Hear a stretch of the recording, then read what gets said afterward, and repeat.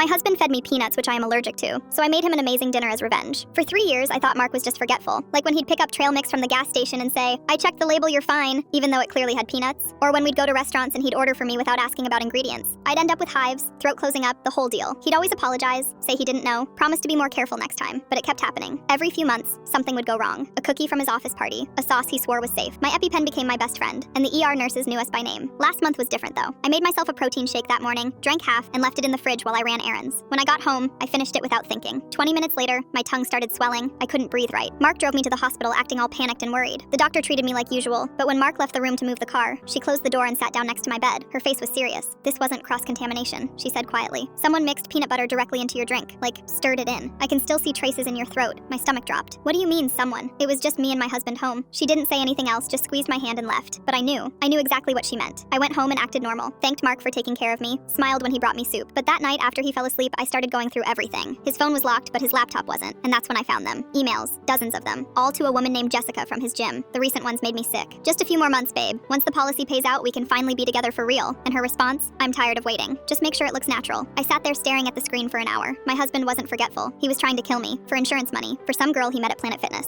I didn't cry, I didn't scream, I just started planning. I kept a journal of everything after that. Every time he offered me food, I wrote it down. Every time he seemed annoyed I was still alive, I noted it. I set up a tiny camera in the kitchen, hidden in the fruit bowl, and I waited. 2 weeks later, I caught him on video, clear as day, opening my protein powder, scooping in peanut butter, stirring it with a spoon, then washing the spoon and putting everything back perfectly. He even smiled while he did it. I copied everything, the emails, the videos, the texts, put them all on a flash drive and gave copies to my sister, my best friend, and my lawyer. Then I did something crazy. I invited his parents over for dinner, told Mark it was to smooth things over because we'd been distant lately. He seemed nervous but agreed. His mom Carol was the sweetest woman alive, and his dad Dan had always treated me like his own daughter. They had no idea their son was a monster. I spent all day cooking Mark's favorite meal, homemade chili with cornbread, mac and cheese on the side, and apple pie for dessert. Everything from scratch. Everyone ate and talked and laughed like nothing was wrong. Mark kept looking at me weird, like he couldn't figure out what I was doing. After dessert, I stood up and poured myself water. My hands weren't even shaking. "Mark, I think you should tell your parents what you've been doing." He went pale. "What are you talking about?" I pulled out the folder, handed it to Dan. "Read page 3 first. That's where it gets interesting." Dan opened it. His face changed as he read the emails out loud. Carol started crying before he even finished the first one. The part where Mark told Jessica, "The life insurance is $500,000, we'll split it and disappear." "What is this?" Dan's voice was shaking. "Mark, what the hell is this?" Mark tried to lie. Said they were fake, that I was crazy, that I probably made them up because I was mad about something else. So I pulled out my phone and played the video. Him, my protein powder, the peanut butter, his smile. Carol screamed. Actually screamed. Dan stood up so fast his chair fell over. "You tried to murder your wife? My daughter-in-law?" Mark started crying, saying it wasn't like that he never actually wanted me dead, that it just got out of hand. But nobody was listening because I'd already called the police before they arrived. I heard the sirens pulling up outside. 2 officers came in. I handed them the flash drive and explained everything calmly while Mark begged me to stop, promising he'd do anything, that we could work it out. His parents just stared at him like they'd never seen him before. They arrested him right there in our dining room.